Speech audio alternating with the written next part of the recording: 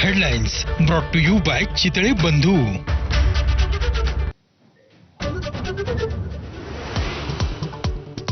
मुंबईत मुख्यमंत्री फडणवीसांच्या उपस्थितीमध्ये आज ओबीसी नेत्यांची बैठक. राष्ट्रीय ओबीसी महासंघाचे अध्यक्ष बबनराव तायवाडे बैठकीला जाणार नाहीत. तायवाडेंनी मराठा आरक्षणाच्या जीआरचं समर्थन केल्यानं ओबीसींमध्ये होती नाराजी.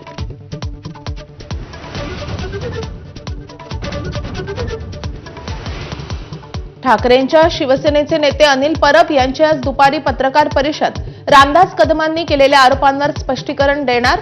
बाळासाहेब ठाकरेंचा मृतदेह 2 दिवस मातोश्रीवर ठेवून त्यांच्या हाताचे ठसे घेतल्याचा कदमांचा आरोप.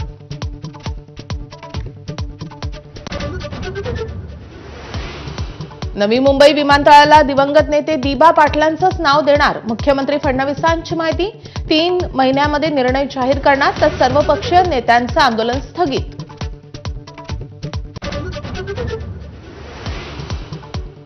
परभणीतील मनसेचे पदाधिकारी श्रीनिवास लाहोटींच्या शासकीय कार्यालयांमधील एसी काढण्याचं आंदोलन. शेतकऱ्यांना 24 तास वीज देऊ शकत नाहीत, तर कार्यालयात अनधिकृत एसी लावू शकत नसल्याची भूमिका. धाराशिवमध्ये महापुरानंतर नवं संकट. जनावरं आणि माणसं आजारांच्या विळख्यात. पायदुखी, चक्कर आणि सर्दी तापानं पूरग्रस्त हैराण.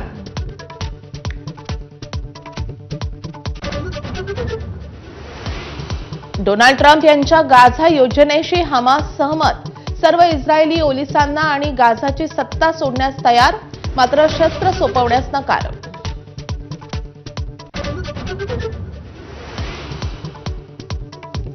ऑस्ट्रेलिया दौऱ्यासाठी वनडे क्रिकेट संघाची आज घोषणा. रोहित शर्मा आणि विराट कोहलीचं कमबॅक निश्चित. हार्दिक पंड्या जायबंदी, तर शुभमन गिलला विश्रांती दिली जाण्याची शक्यता. भारतीय फलंदाजांनी गाजवला अहमदाबाद कसोटीचा दुसरा दिवस. लोकेश राहुल, ध्रुव जुरेल आणि रवींद्र जाडेजाची खणखणीत शतकं. वेस्ट इंडिज विरुद्ध टीम इंडिया 286 धावांनी आघाडीवर.